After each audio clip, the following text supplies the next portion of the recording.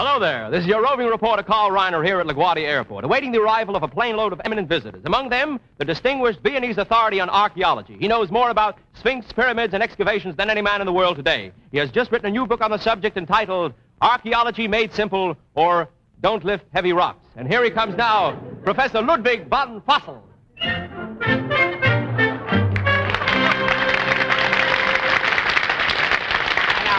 Good evening, Professor. Professor, I enjoyed your book tremendously. Tell me, is it true, as you said in one of your chapters, that by examining old pottery, you can tell a lot about the old civilizations? Oh, of course. This is altogether true. Otherwise, how would we learn? We have to learn from something digging up, and that's the way we learn, and that's all.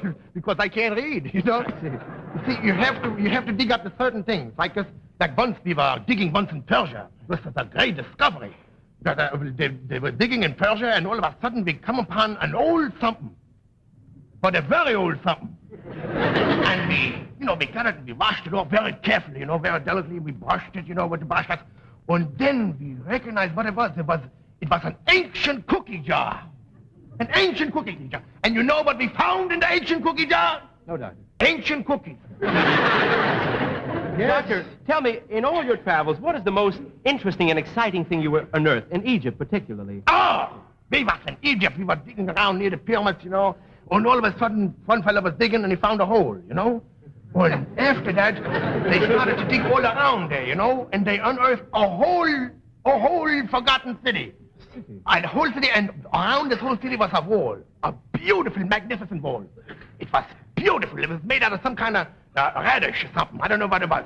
And it was just beautiful, gorgeous.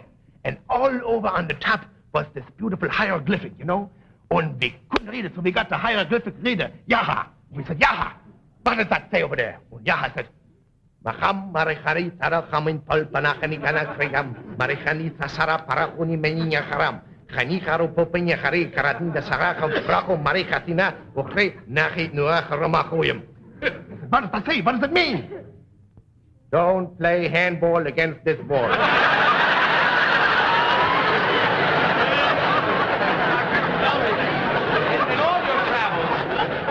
Have you ever come across the supernatural or the metaphysical in your work in digging? Oh, of course. While we were in Egypt, right there in the same camp where we discovered the city.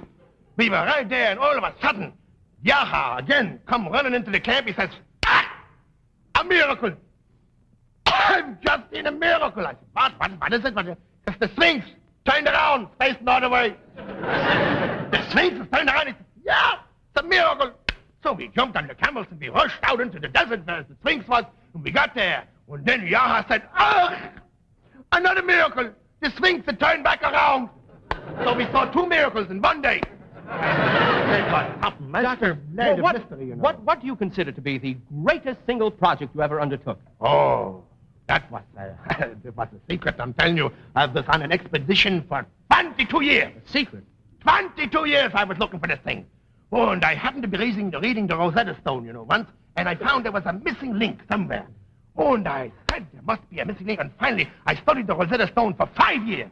Oh, and then I finally found out, tracing down, all the pharaohs and that there was a living pharaoh somewhere, on a descendant, of an offshoot of the line. And I searched Cairo all over Egypt. I finally found him. Took years. And then I traced them down and I bargained with him. I said, please tell me how can I get to the secret of Tutankhamun's tomb? That's what I had to find out, the secret of Tutankhamun's tomb. And finally he said to me how to get there, but he said only he could give me the information to go to Tutankhamun's pool. He was a cousin of Tutankhamun's tomb, you understand? And I went to Tutankhamun's tomb and I dug it up around there for 4 years. And finally behind the stone I found there was a big key. When I got the key and I found where Tutankhamun's tomb was, when I dug up the whole Tutankhamun's tomb, and I found the secret after 22 years. What was the secret, Doctor? I'm going to tell you. I broke my back. Well, Doctor... You go break your back for 22 years, then I'll just find out. Doctor, how about the fact that archaeology as a science is very closely related to anthropology? And how about the fact that anthropology is so akin to comparative sociology? How about the fact that all three of these make toward a great social and living science? Yeah, how about that?